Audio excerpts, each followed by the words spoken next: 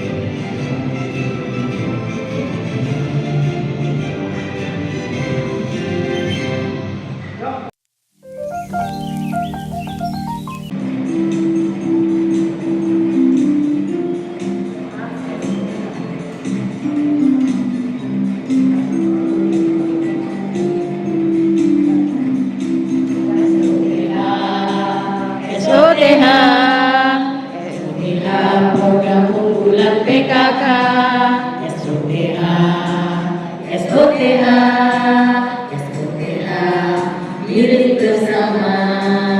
SOTH, SOTH, tempat belajar ibu balita. Marilah kita bersama-sama sukseskan SOTH Surabaya.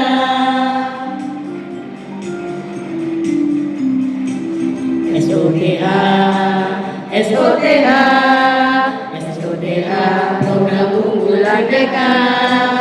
SOTH, SOTH, SOTH, iring bersama. SOTH, SOTH, tempat belajar ibu balita. Marilah kita bersama-sama sukseskan SOTH Surabaya.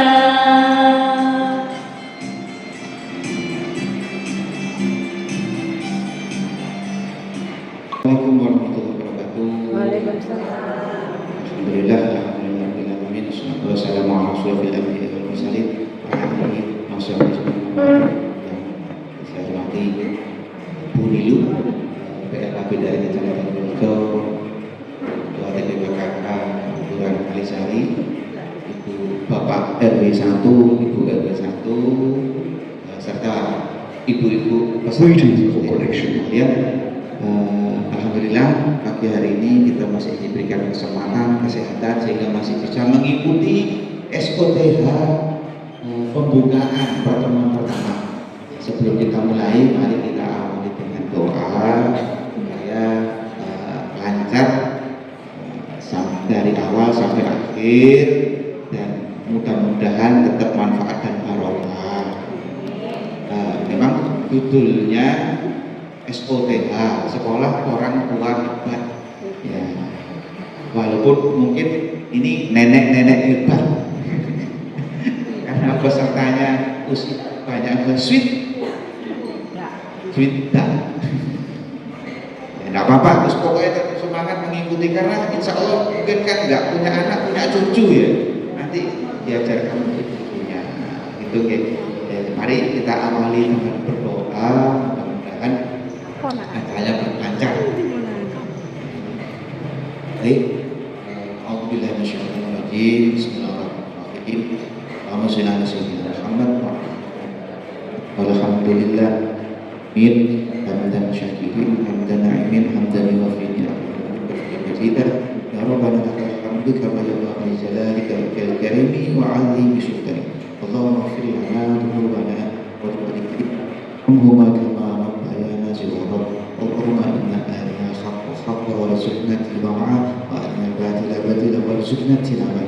اللهم صل على سيدنا محمد طب القلوب ودوائها وعافية أبدان وشفائها ونور الأبصار وضيائها وعلى آله وصحبه وسلم.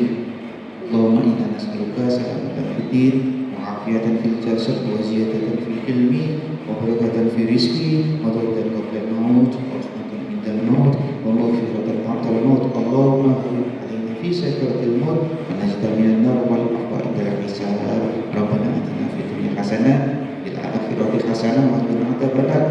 سبحان ربك رب العزة عما يصفون وسلام على المرسلين والحمد لله رب العالمين.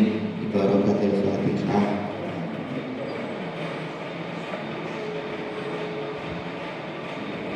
Terima kasih demi untuk SOTH RW 1 Kelurahan Kalisari secara resmi dibuka.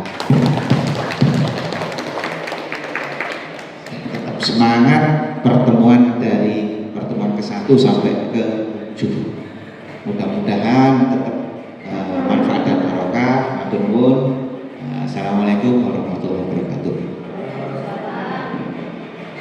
Post test. Jadi pre ini kan sebelum materi. Jadi nanti hasilnya kan bisa dibedakan antara sebelum materi dan sesudah materi. Nilainya apakah ada keunggulan atau ketinggian setelah materi. Jadi kalau memang nilainya ada yang tinggi, misalnya yang pre dapat 60, terus yang post setelah materi dapat 90. Nah, berarti materinya kejenengan semua itu nyantol gitu ya Bu. Berarti sudah masuk materinya, karena apa yang ada di situ nanti akan disampaikan di materi pertama. Oke.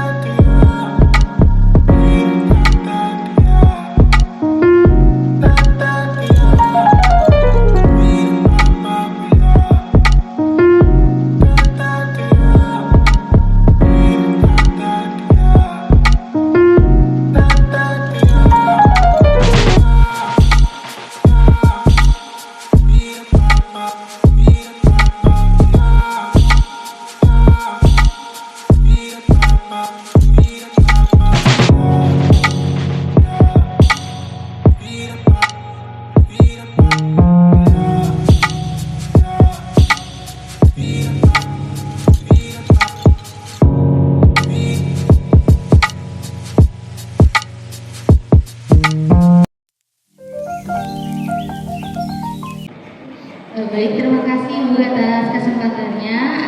Ya, Assalamualaikum warahmatullahi wabarakatuh.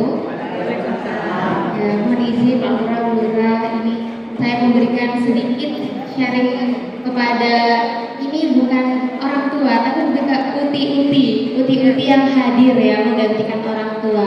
Meskipun uti-uti yang hadir, tapi tetap semangat. Saya lihat yang melintas tadi kayak mikir gitu, lihat kanan kiri itu tanya nyontek atau gimana ya? Dua-duanya ya, dua-duanya. Nah di sini untuk materi sekolah orang tua hebat yang pertama itu adalah perencanaan hidup berkeluarga. Nah perencanaan kehidupan berkeluarga ini ibu-ibu uti-uti ya. Saya panggilnya uti-uti apa ibu-ibu ini enaknya? Ibu-ibu uti-uti, iya uti-uti lah ya gitu. Nah jadi perencanaan hidup berkeluarga itu ada tahapannya uti-uti. Nah uti-uti di sini ada yang bawa alat tulis ya, mungkin bisa dicatat, nanti bisa sharing ke orang tua, ke anaknya uti-uti gitu. Nah yang pertama, tahapan perencanaan berkeluarga ini dimaksudkan untuk cucunya uti-uti ke depan gitu, menikahnya kapan, kemudian nantinya pendidikannya seperti apa, seperti itu. Jadi biar nanti para uti-uti ini juga bisa berperan dalam kehidupan cucu-cucunya. Jadi nggak hanya orang tua yang mengatur masa depan kehidupan anaknya, tapi uti-uti di sini juga ikut berperan. Nah, di sini saya mau bertanya, kira-kira usia ideal untuk menikah itu bagi perempuan berapa tahun, uti-uti? 20 tahun. Berapa lagi? 21. Berapa uti? 25. Ini bagi perempuan ya uti-uti. 25. Kalau untuk laki-laki berapa tahun idealnya? Wah ini udah waktunya menikah ini gitu. Berapa uti-uti? 27 ya. Ada lagi? Nah ternyata usia yang ideal pasnya boleh menikah itu bagi perempuan usia di 21. 21 tahun gitu. Jangan kelamaan 25, tapi nggak apa-apa kalau misalkan udah masih mau berkarir dulu, mau mengembangkan pendidikannya, boleh gitu. Jadi saya ulangi lagi, untuk perempuan itu 21 tahun, untuk laki-laki 25 tahun gitu. Jangan ketuaan. Kenapa? Karena nanti kalau misalkan terlalu tua bisa beresiko seperti itu. Beresikonya ke apa? Ke kesehatan. Nah, yang kedua juga misalkan nanti kalau misalkan perempuannya hamil tua juga bisa membahayakan kandungan gitu. Kita ambil yang ideal-ideal saja seperti itu. Nah, kemudian dalam perencanaan, kenapa sih harus direncanakan gitu? Ya balik itu tadi, agar masa depan anak itu bisa berkembang dan juga sesuai dengan keinginan kita. Tuh. Kemudian bagaimana sih cara kita untuk melihat apakah cucu kita ini sudah sesuai perkembangannya? Nah, kita bisa cek di perkembangan dan pertumbuhan anak. Perkembangan dan pertumbuhan anak itu apa sih bedanya? Ada yang tahu, Uti-Uti? Pertumbuhan itu apa? Kalau perkembangan itu apa? Ada yang tahu? Pertumbuhan itu Ya. secara psikologis, Iya. Secara lahir tinggi, tinggi ya, tinggi badan, terus berat badan. Kalau perkembangan itu seperti apa, Uti? Ya, fungsi otak. Kemudian misalkan dia bisa udah mulai bisa berbicara, bisa berjalan, bisa lari-lari gitu-gitu ya. Ya. Untuk apa?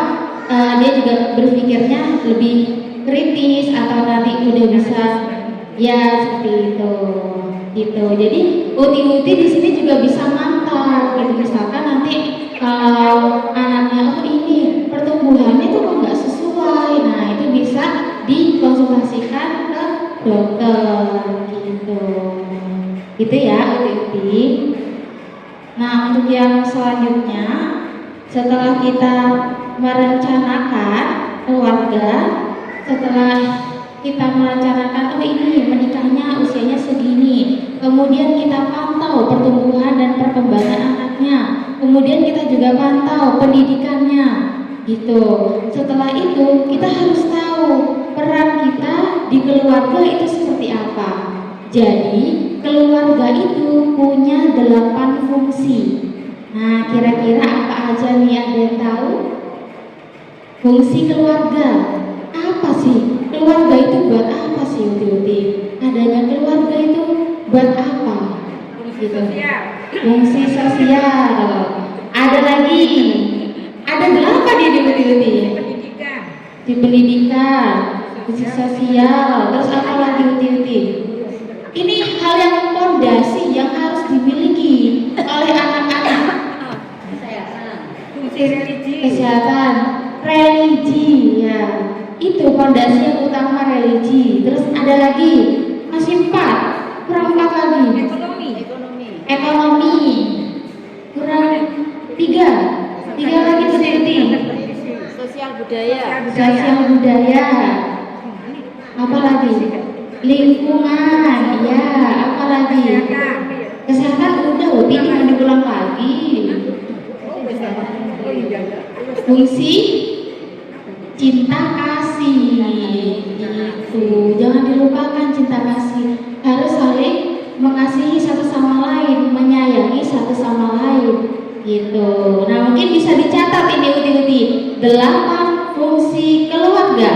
Yang pertama, fungsi religi atau agama gitu. Jadi anak-anak dididik agamanya, jangan hanya pendidikan formal saja, tapi agamanya harus ditekankan juga.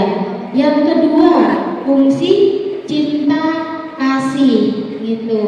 Jadi harus saling peduli, terus saling menyayangi, mengasihi gitu, agar hubungan keluarga ini menjadi harmoni.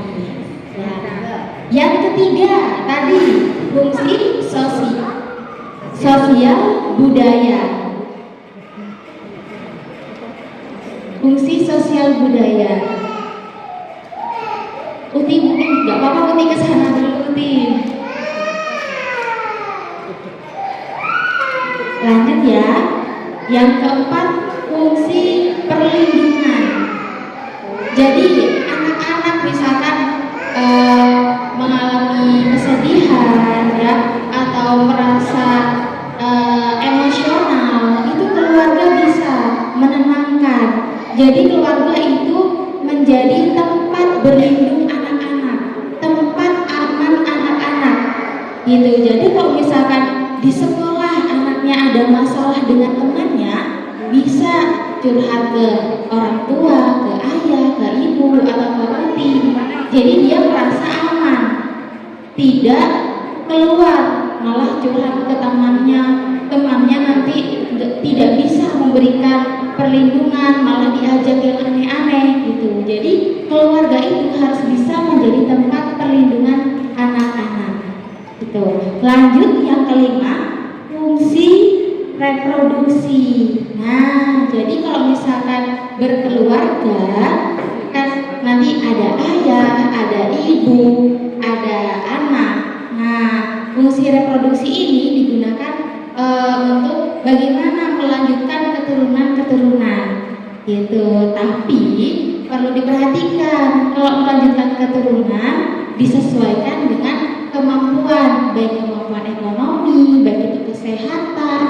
Karena kalau anaknya banyak tapi ekonominya kurang, berarti nanti bisa menyebabkan apa? Kemiskinan, kemudian pendidikan anaknya kurang, bisa jadi penelantaran anak seperti itu. Jadi ingat, dua anak cukup. Iya. Jangan lupa juga uti-uti ini bisa diingatkan ke anaknya untuk ikut KB. Ada yang tahu macam-macam KB? KB. Ayudi ya Ayudi ya nggak apa-apa. Air, suntik, kondom, spiral gitu. Uti sudah tahu semuanya gitu. Iya. Iya gitu. Nah, jangan lupa juga nggak harus yang KB itu perempuan, laki-laki juga bisa ber-KB. Iya, namanya vaksinasi. Pintar loh Uti ini. Udah Uti aja jadi materi saya yang duduk gimana? Kan nggak enak ini saya ngajarin Uti di sini. Gitu. Nah, kenapa? Karena kan perempuan sudah mengandung ya Uti 9 bulan, sudah melahirkan, bertaruh nyawa. Ayo dong yang bapak-bapak yang ber-KB, tidak semuanya harus ke perempuan.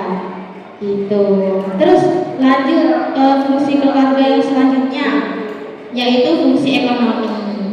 Nah, jadi fungsi ekonomi ini adalah keluarga itu utamanya orang tua bertanggung jawab atas pemenuhan ekonomi. Jadi orang tuanya bekerja, jangan anaknya yang disuruh bekerja belum waktunya gitu. Nanti anaknya tidak bisa fokus untuk mengejar pendidikan, malah berkarir duluan padahal belum waktunya.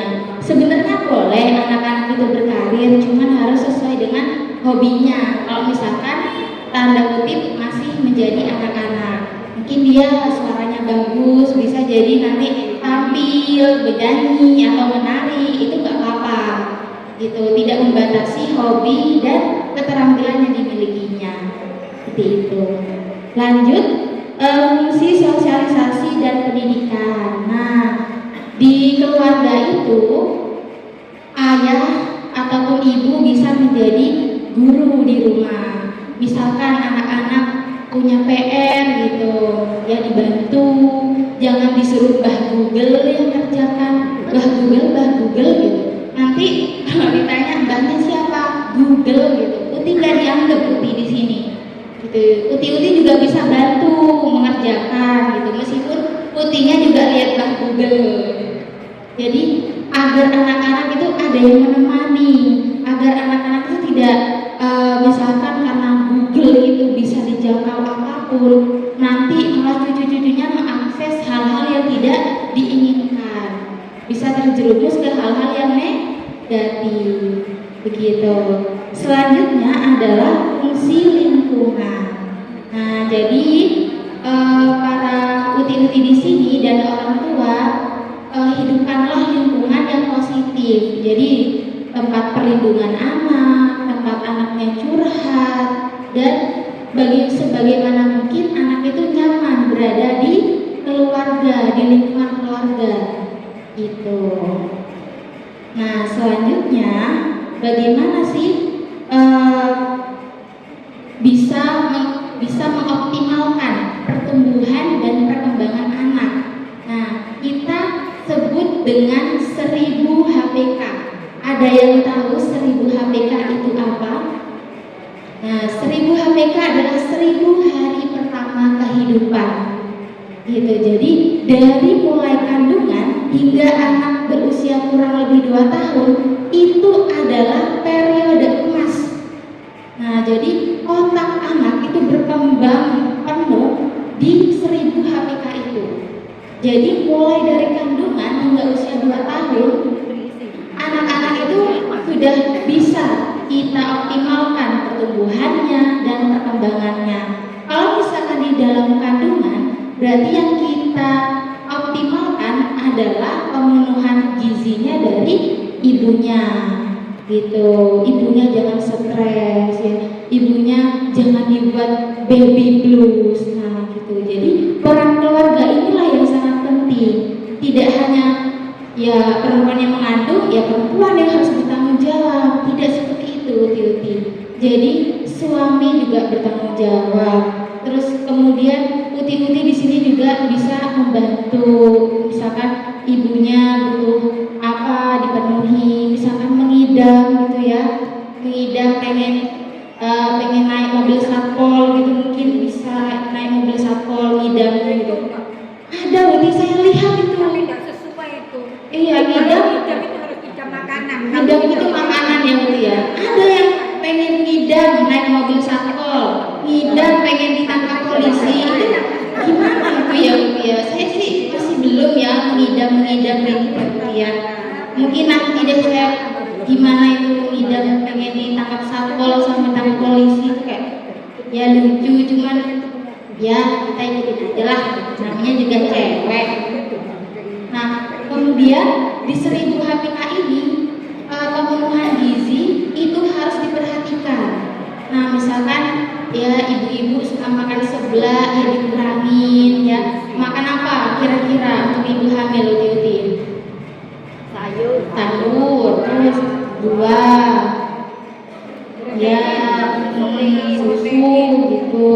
Dan jangan lupa untuk berolahraga gitu. Takutnya nanti ya itu setelah melahirkan malah ibu-ibunya badannya berubah gitu, berubah menjadi lebih berkembang gitu, lebih berapa gitu, berlemak, berapa gitu kan. Iya, jadi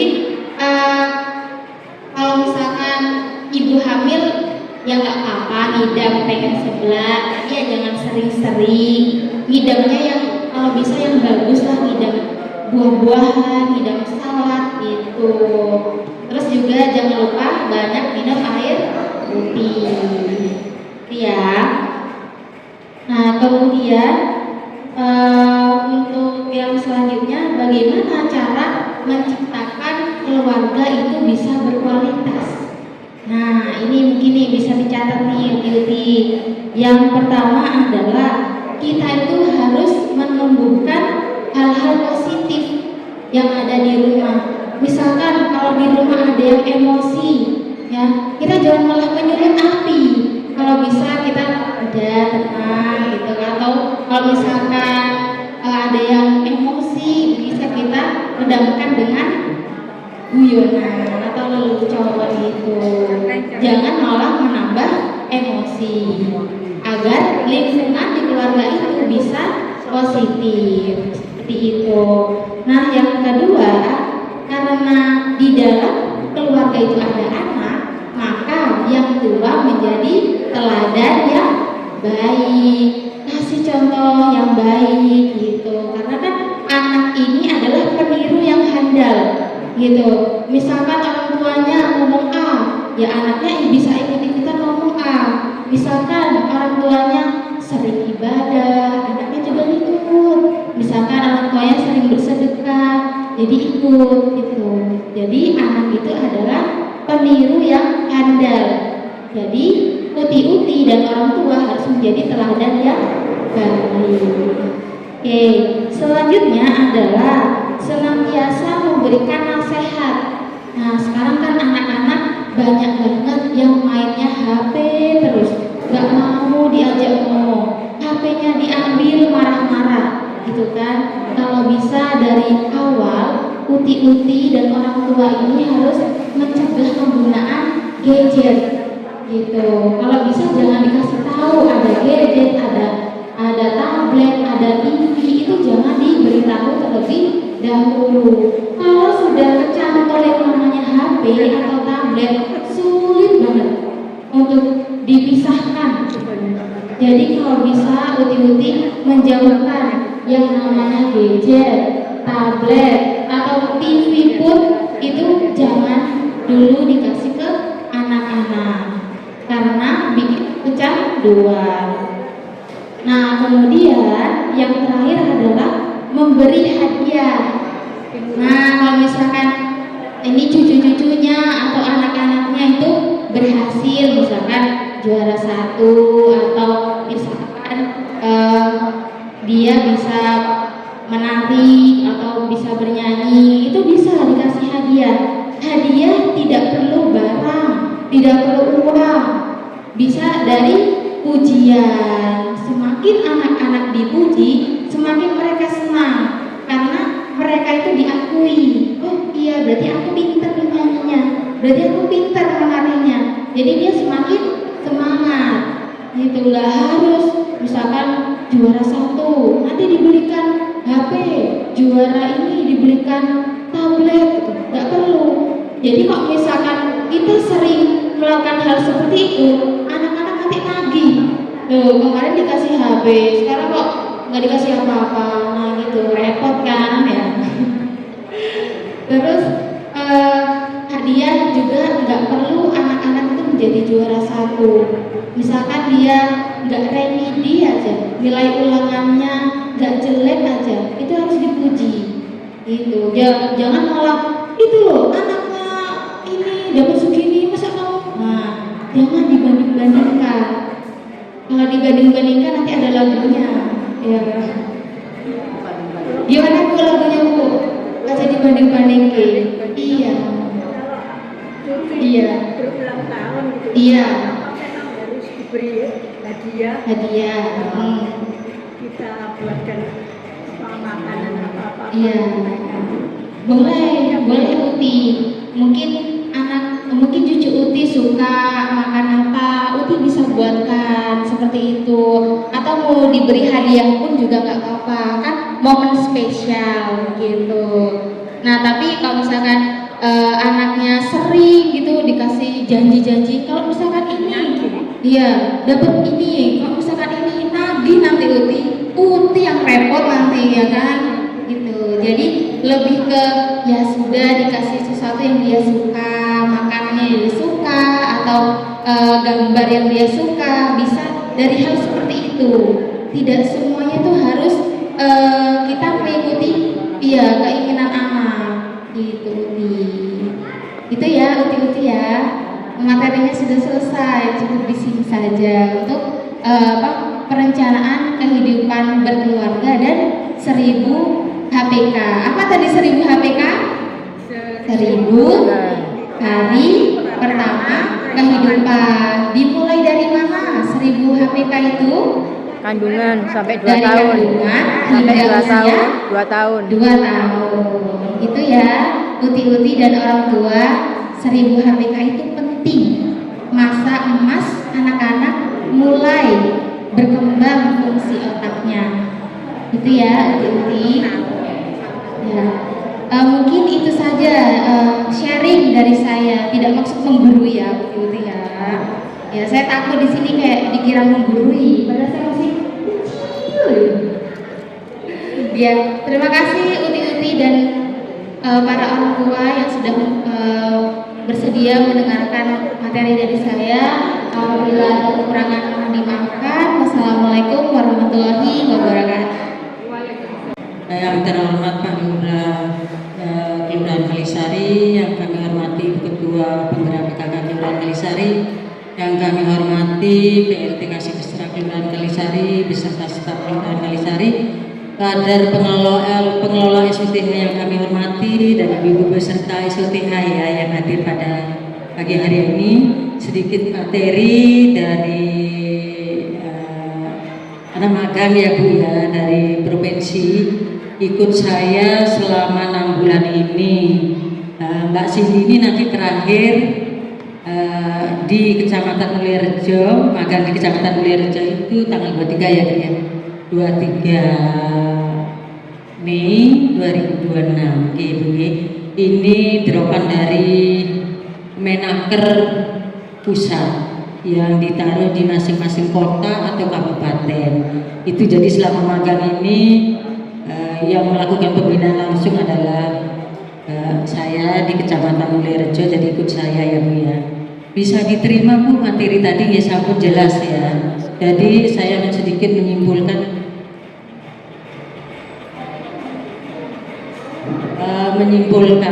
terkait materi perencanaan hidup berkeluarga dan harapan orang tua terhadap anak.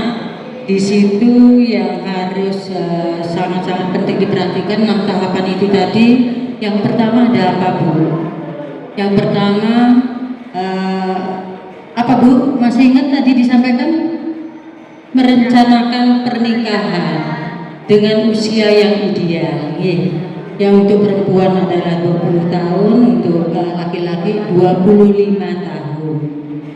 Yang kedua apa lagi Bu? Saya hanya menyimpulkan ada. Yang kedua, membina hubungan dengan pasangan dengan cara komunikasi, harus intens dengan pasangan Ibu, untuk menciptakan suatu keluarga yang bahagia, keluarga yang harmonis, keluarga yang sejahtera, keluarga yang berkualitas. Itu tingkatannya. Terus untuk yang ketiga, tahapan yang ketiga yaitu merencanakan kehamilan anak pertama. Ya, harus direncanakan setelah menikah, harus direncanakan persiapan fisik, mental maupun secara finansial. Itu untuk tahapan yang keempat, apalagi Bu?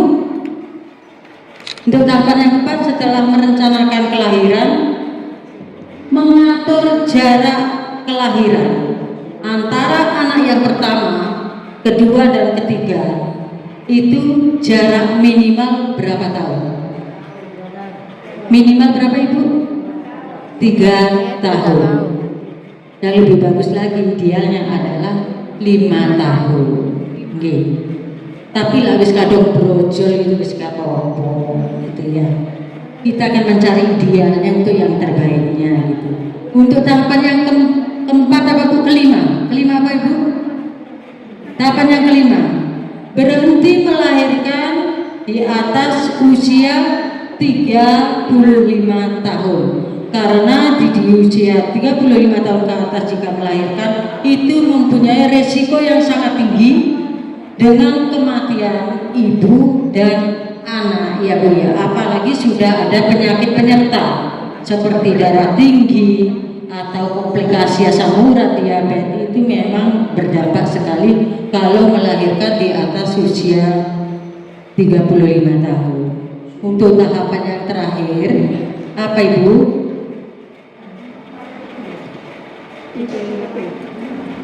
Kenapa?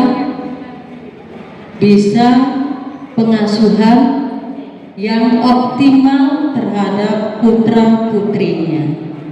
Ya, itu adalah 6 tahapan saya menyimpulkan. Di samping ada 8 fungsi keluarga juga yang harus diterapkan di dalam keluarga panjenengan. Mungkin nanti yang datang ini kan nenek-neneknya ya Bu ya, nanti bisa disampaikan ke putra putrinya, ke cucu-cucunya. Karena mama mudanya itu hanya ada 2 gelintir saja ya, 2 gelintir saja. Yang ini yang datang dari mama muda sudah ikut KB semua. Sampun, ketoni lah guyu mesti ini gak melu KB. Curiga. Saya tahu orang kalau sudah ikut atau belum saya tahu. Dari wajah-wajahnya kelihatan belum ya Bu ya? Alami. Putranya berapa? 3. Yang terakhir usia berapa? 9. Yang kedua? Berarti jarak 2 tahun ya? 2 tahun ya. Pertama dengan kedua? Pertama dengan anak putra pertama dengan kedua? 2 tahun. Berarti itu sudah ada perencanaan ya? Gak direncanakan. Jadi lahirnya itu hamilnya tiba-tiba sesuai. Kok bisa jalannya 2 tahun gitu? Dirinya agar menjadi tubuh kembangnya secara optimal, agar menjadi kedepannya anak yang mempunyai pendidikan yang tinggi dan menjadi anak yang sukses, tercapai semua keinginan dan cita-citanya. Itu SOTH. Jadi panjenengan diajarkan, sebenarnya sih sudah pintar. Buktinya ini kan sudah pengalaman lebih dulu ya, sudah dulu sampai tingkat sudah punya cucu-cucu. Berarti cara pengasuhan dan sebagainya itu sudah lebih senior daripada saya ya Bu ya. Kalau saya ini kebablasan Bu, kalau saya kebablasan karena terlalu sering memberikan penyuluhan terkait KB. 2 anak cukup, akhirnya kebablasan jadi punya 1 anak saja.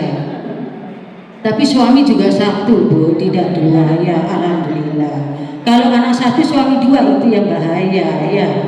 Itu. Jadi anak saya cuma 1. Saya tiap hari berkantor di Kecamatan Mulyarejo sebagai penyuluh KB. Kepanjang tangannya dari Dinas Pengendalian Penduduk atau DP3A Kota Surabaya. Gitu ya Bu ya. Tadi sudah saya simpulkan terkait materi pagi hari ini. Harapan saya nanti semua panjenengan semua yang ada di sini bisa tetap hadir dalam kegiatan SOTH dalam 7 kali pertemuan. Saya minta tolong mendukung kegiatan Kelurahan Kalisari, Kecamatan Mulyarejo, Kota Surabaya. Saya minta tolong kepada kader pengelola SOTH, karena ini kadernya saya lihat kader stok lama, pesertanya yang baru. Untuk absensi daftar hadir sekalian hari ini saya bawa. Minta tolong dilengkapi, dipenuhi. Selain peserta, kader pengelola barangkali bisa dipenuhi sama staf kelurahan, monggo. Kenapa? Karena dengan tujuan sekarang selesai kegiatan SPJ harus kami setorkan karena berkaitan dengan UKM-nya Bu. UKM-nya karena biar nggak terlalu lama cair, karena butuh proses sekitar 2 minggu sampai ke keuangan Kota Surabaya gitu Bu. Cukup sudah cukup materi dari saya, dari teman saya di sini sudah Jadi nggak perlu panjang-panjang karena yang rawuh ada intinya biar nggak bosan gitu ya Bu ya. Matur nuwun, jika ada salah kata kami mohon maaf. Matur nuwun kehadirannya kami akhiri. Assalamualaikum warahmatullahi wabarakatuh. Semua ya Bu ya. Betul. Nomor 8, persiapan fisik yang dapat dilakukan oleh calon orang tua adalah pintar, Masya Allah. Pasti ini anak cucunya.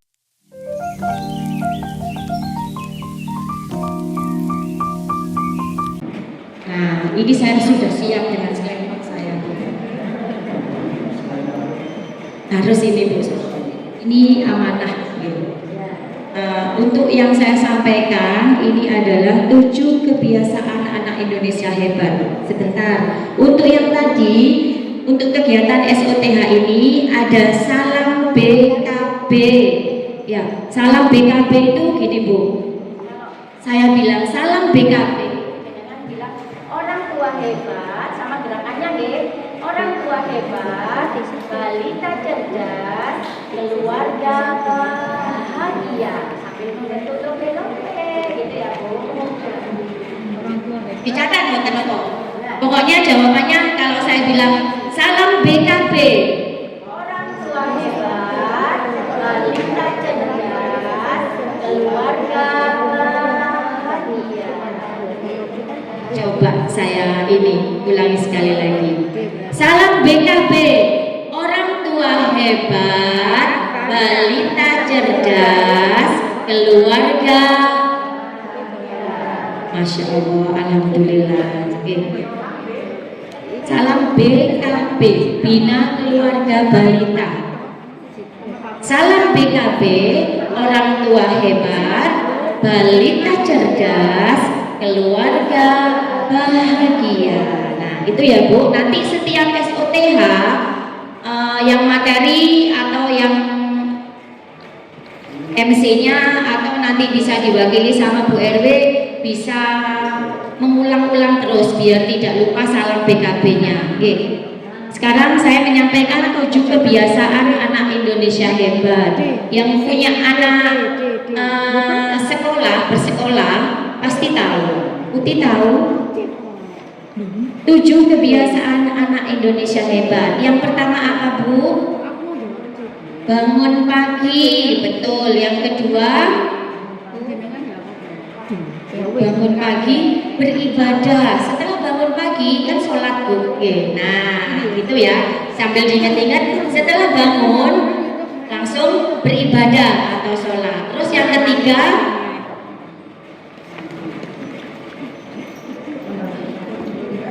berolahraga.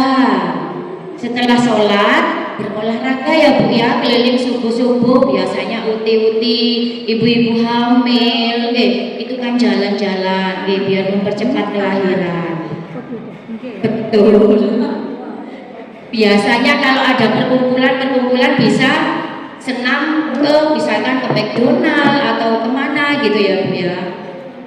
Yang satu apa tadi? Bangun pagi. 2 beribadah. 3 berolahraga. 4 makan sehat dan bergizi. Makan sehat dan bergizi. Jadi setelah olahraga capek ya Bu ya, jadi dikasih makanan yang sehat. Biasanya kalau habis olahraga jajan Bu, itu misalnya ada sebelah atau apa gitu langsung dimakan. Nah sebaiknya itu minum air putih dulu, baru sarapan yang sehat. Habis makan ini Bu, saya ini dulu ajari, dicatat dulu aja. Yang satu bangun tidur pagi, 2 beribadah, 3 berolahraga, 4 makan sehat dan bergizi, 5 gemar belajar, 6 bermasyarakat, 7 tidur cepat. Bermasyarakat itu termasuk bermain sama teman. Betul. Nanti saya terangkan satu persatu. Jadi untuk mengingat ini ada lagunya Bu. Jadi ibu-ibu mboten apa uti-uti saya ajari untuk menyanyi, nanti bisa dinyanyikan sama cucunya di rumah. Agar apa? Agar bisa menghafalkan 7 kebiasaan anak Indonesia hebat. Belajar bermasyarakat, tidur cepat, beristirahat. Nah itu ada lagunya. Coba karena gini lagunya. Ada 7 kebiasaan anak-anak Indonesia hebat. Bangun tidur pagi, beribadah, berolahraga, makan sehat bergizi, gemar belajar, bermasyarakat, tidur cepat, beristirahat. Ayo, sudah hafal Bu? Dicoba sekali lagi. 1, 2, 3. Ada 7 kebiasaan anak-anak Indonesia. Bangun tidur pagi, beribadah, berolahraga, makan sehat bergizi, gemar belajar, bermasyarakat, tidur cepat, beristirahat. Nah itu ada gerakannya Bu. Nanti sambil mengajari cucunya, sambil diajari gerakannya. Yang pertama tepuk-tepuk dulu. Ada 7 kebiasaan. Tujuannya ini Bu ya. Anak-anak Indonesia hebat. Bangun tidur mulai Bu. Bangun tidur pagi, beribadah, berolahraga,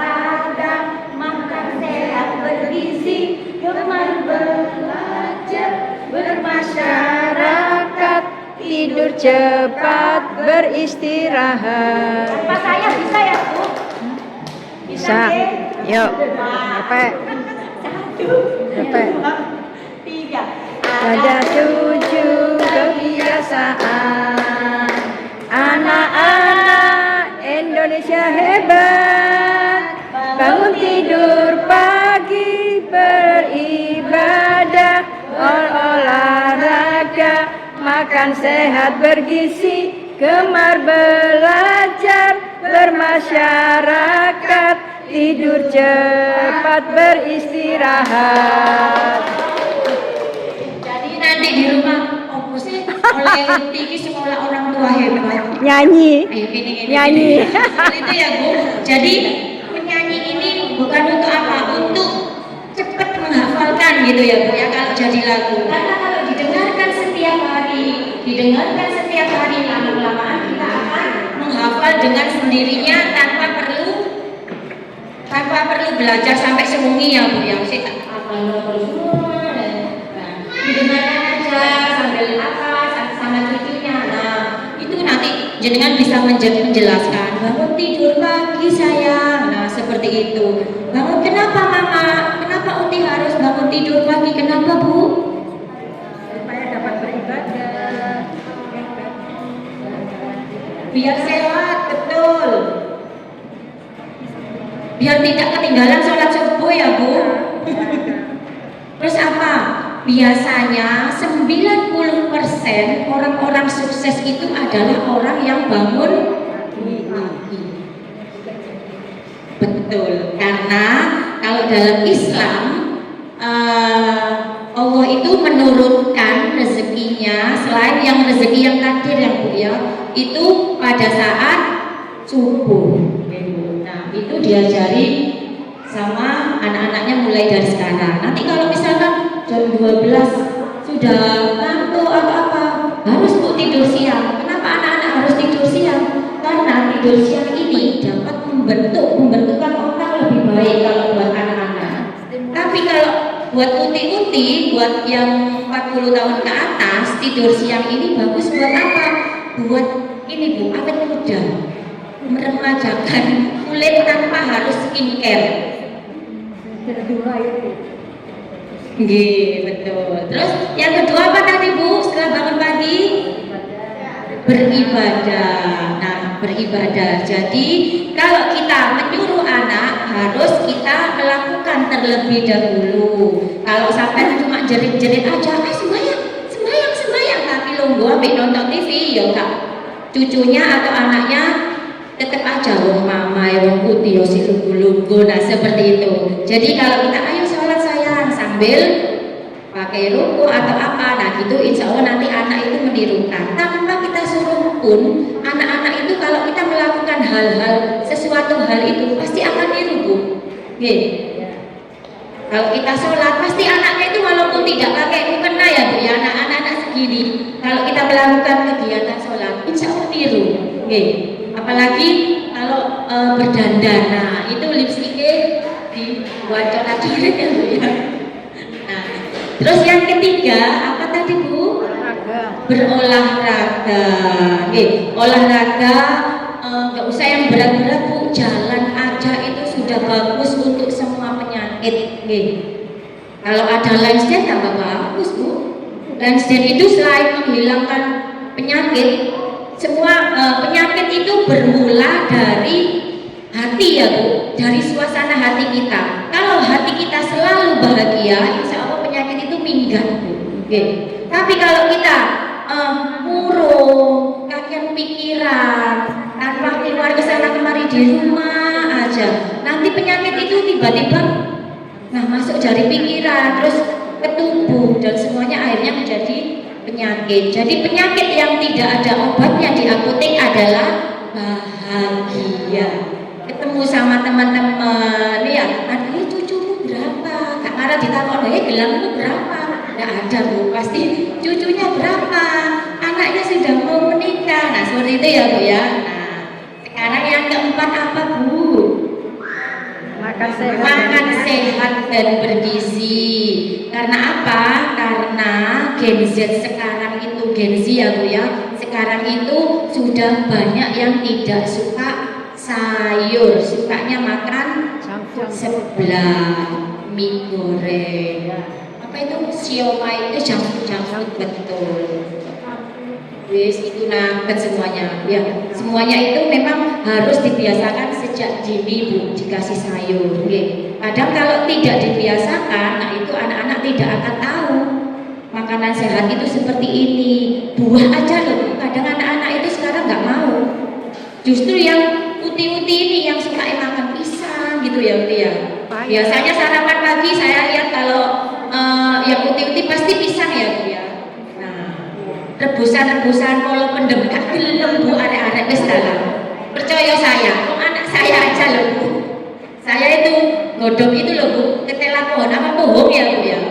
Nah itu buat cemilan sama kentang yang kecil-kecil gitu loh Bu.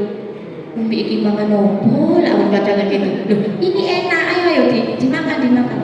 Gak ada yang mau Bu. Ya saya sama bapak yang cemilan akhirnya. Nah, itu Bu.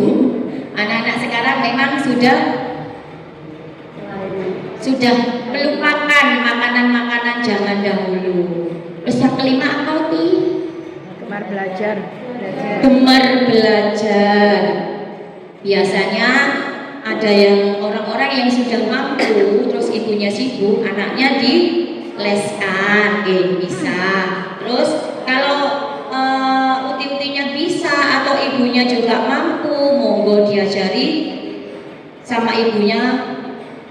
Malah yang pertama itu adalah pendidikan anak itu adalah berasal dari keluarga, madrasatul ula, yaitu ya Bu ya. Jadi pendidikan yang baik itu adalah dari ibu atau neneknya Bu. Karena apa? Karena kita mengajari mereka itu dengan hati ya Bu ya. Ini tapi nek susu ya kadang ya pegel ya Bu ya. Kadang wis timbangannya saya emosi Bu, saya leskan aja wis, saya nanti jantungan muruk ya anak saya. Nah seperti itu kadang ya Putih ya. Nah tidak apa-apa, tapi tetap karena mungkin anaknya belajar kita menemani Bu, menemani. Jadi anak itu merasa gini, oh saya ternyata itu ada yang mendampingi, ada yang masih peduli sama saya, seperti itu ya Bu. Kalau jenengan anaknya bisa belajar jarno ae, tapi tak nonton drakor atau apa, ditemani walaupun sebentar, karena wujud cinta kasih kita kepada cucu atau anak kita. Oke. Yang keenam apa nih? Masyarakat. Bermasyarakat. Uti, anak yang tidak pernah keluar rumah, tidak pernah bermain, itu berbeda dengan anak yang diem saja di rumah. Kenapa? Karena anak itu tidak pernah kumpul sama teman-temannya. Kadang itu jeritan loh Bu. Keluar itu kan di rumah saja, akhirnya dikeluarkan kayak aktif gitu, kesana kemari brul gitu. Jadi kayak baru punya kebebasan gitu. Jadi dikeluarkan tapi ditemani, walaupun cuma sebentar, bermain dengan teman-teman sebayanya. Jadi itu mereka bisa melihat, oh bermain ini ya, ini gini. Jadi mereka nantinya kalau sudah bermain terus-terusan akan tercipta sendiri bagaimana berhubungan dengan teman-temannya. Jadi nanti kalau temannya bawa makanan, nah itu bisa berbagi. Jadi timbul kasih sayang sama teman-temannya. Kalau tidak pernah, nah itu Bu nanti sulit karena banyak murid saya itu baru sekolah, terus giras Bu, nggak sampai ngomong gitu, kayak liar gitu loh, kayak liar. Anaknya itu temennya ada yang dijurak, dicubit, pokoknya kalau kesenggol sedikit itu langsung balas grup gitu. Nah, terus saya tanya sama ibunya, Bunda, ini apakah anaknya tidak pernah keluar rumah? Iya Bu, tidak. Saya takut kalau anak saya keluar nanti tambah nakal, karena anak-anaknya kan di luar itu nakal, omongannya juga nakal. Nah, seperti itu. Jadi boleh jenengan keluarkan, bermain dengan teman-teman sebayanya, tapi dengan catatan diawasi ya Bu, diawasi kita dari jauh, jangan dari dekat Bu, sebenarnya ya Bu ya. Dari jauh kita tetap mengawasi bagaimana anak kita keluar. Jadi kalau nanti ada yang buruk, nah kita bisa menasehati, oke, seperti itu.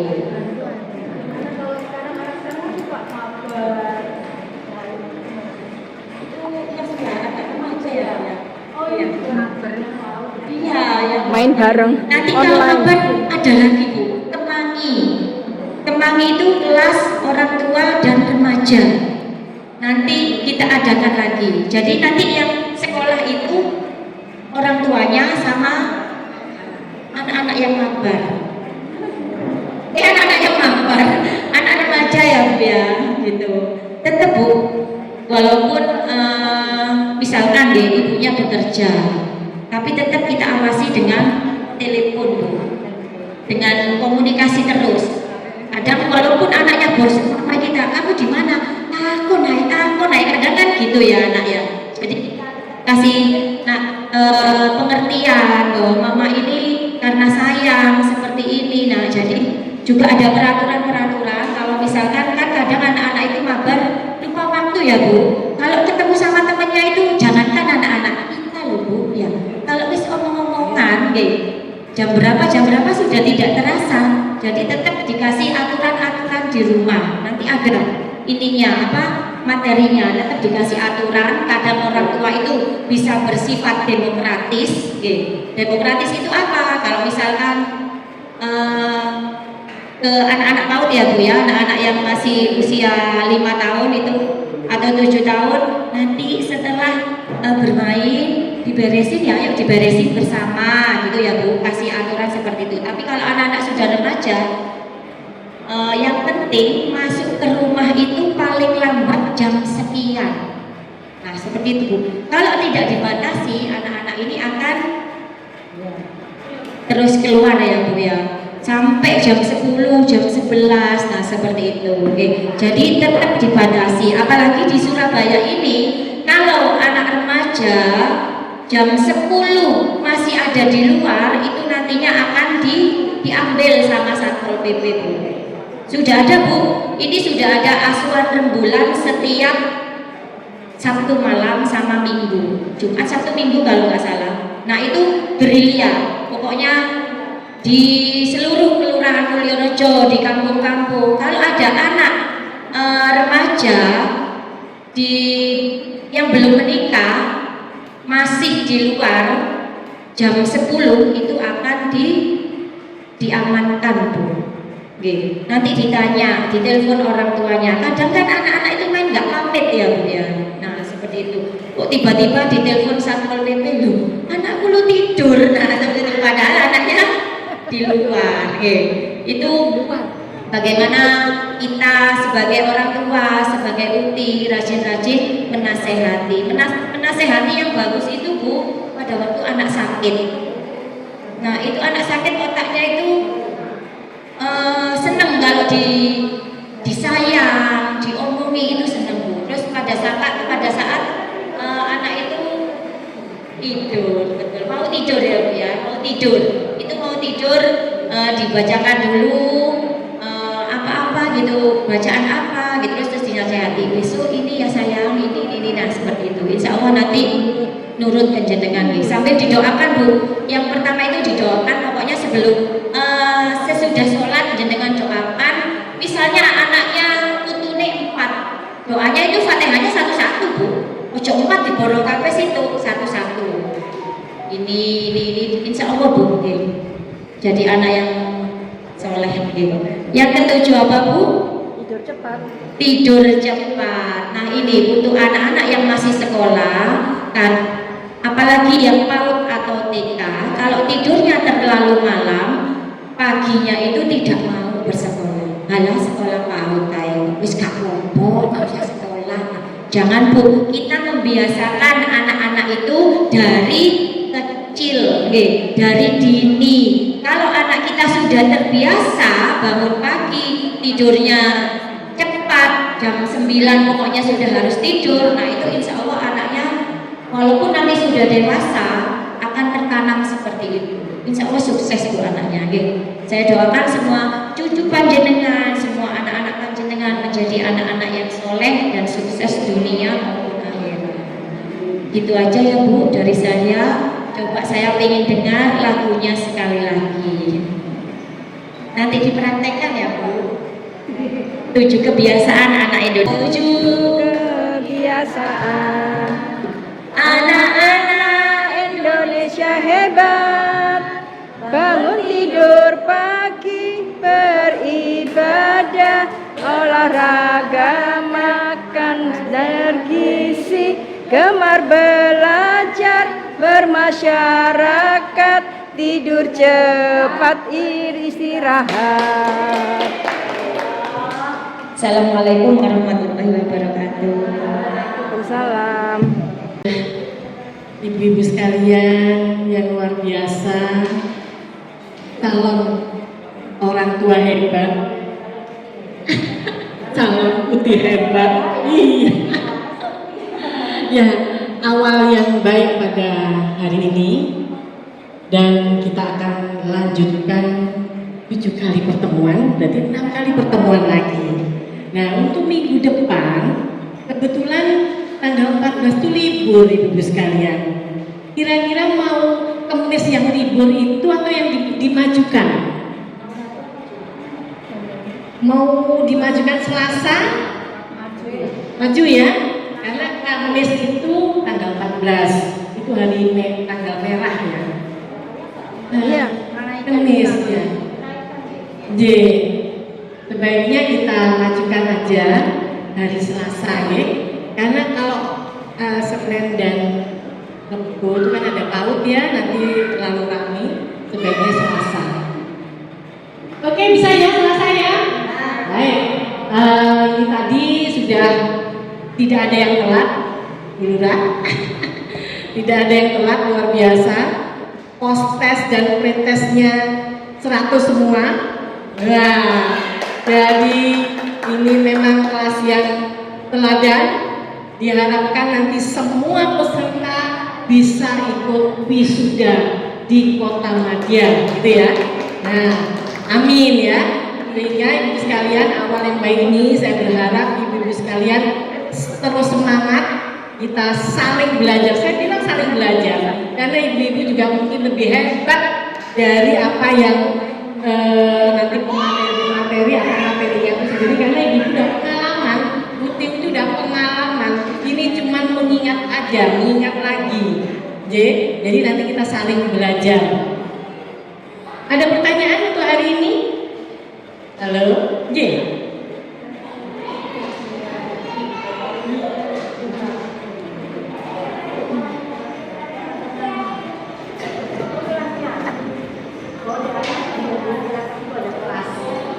SKTH ya. Kadang kelasnya itu ada 2 kelas, kalau ini satu kelas ya. Kelas 1 aja. Jadi karena memang ada yang paralel, mungkin ya ada yang lebih dari peserta itu ada yang sampai 30, berarti 3 kelas. Itu ya, Bu. Ya, 1 kelas juga.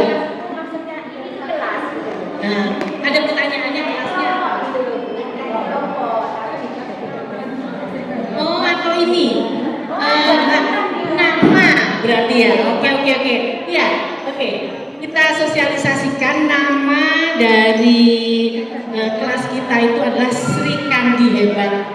Terima kasih sudah mengingatkan. Jadi kelas kita ini namanya Sri Kandi Hebat. Gelombang pertama ya. Gelombang kedua apa pertama? Kedua. Oh, kedua ya.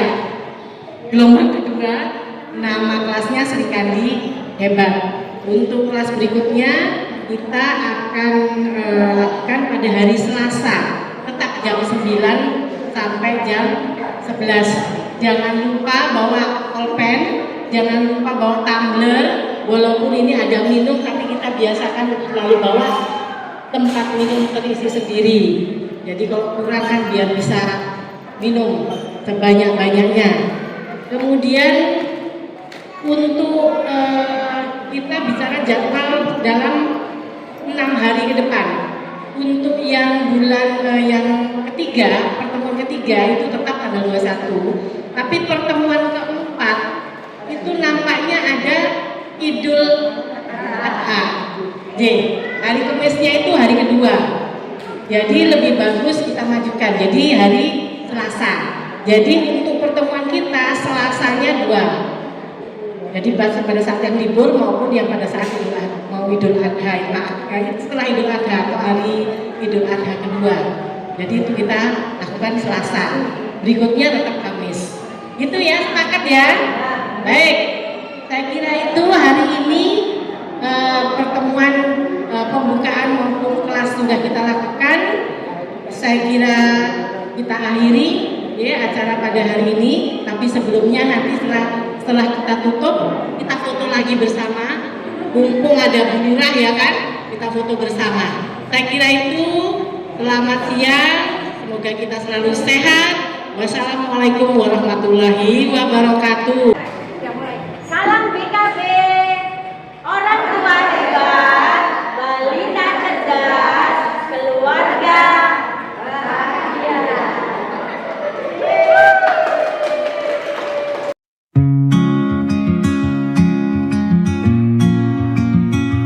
I've seen skies in every shade of blue, but nothing shines like the light in you.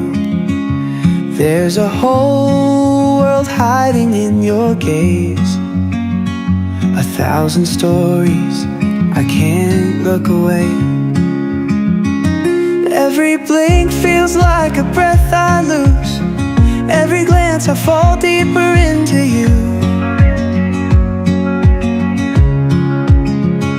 Like a current pulling me inside, drowning sweetly in your tide. In your eyes, where the colors collide, I see my heart like a river too wide. Every question I've carried, every fear I disguise, fades away when I look in your eyes.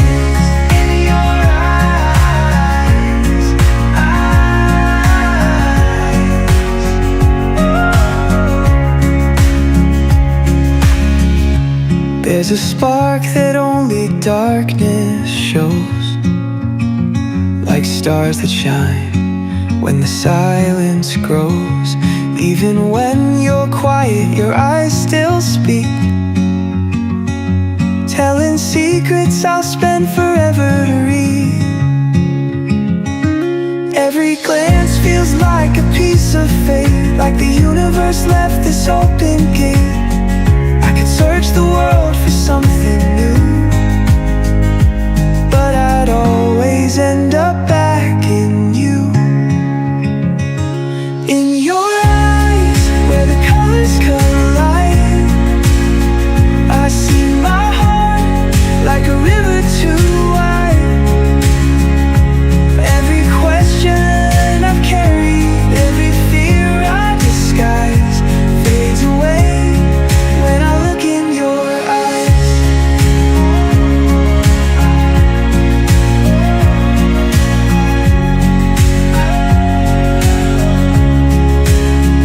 Even if the world forgets my name, even if everything starts to change, I could be lost, but I'd still be found in your eyes where my soul is bound.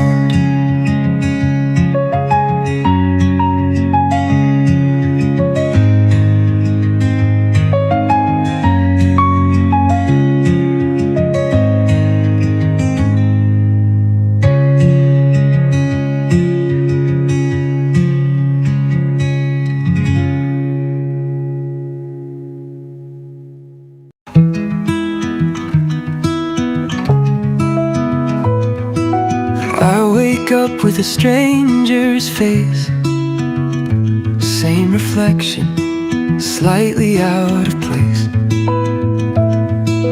Every thought circles back again.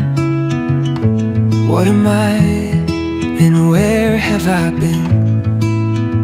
Am I the sum of what I've done? or just a shadow chasing the sun? If no one's watching, who do I become? When the silence calls, where am I from? Who am I to me when the world's not around? Am I more than a name, or just lost in the sound? Am I the voice or the echo behind, or just another question I'll never find?